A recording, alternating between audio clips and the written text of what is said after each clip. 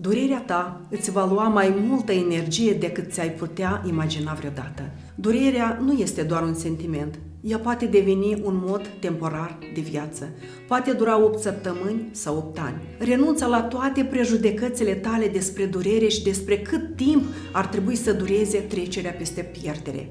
Practică compasiunea pentru tine și pentru ceilalți. Fii realistă în așteptările tale.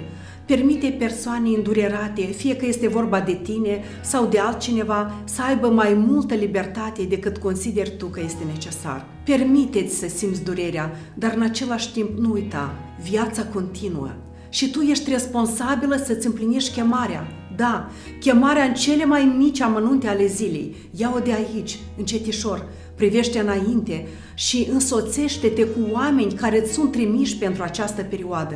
Inima ta are nevoie de o altă inimă pentru vindecare.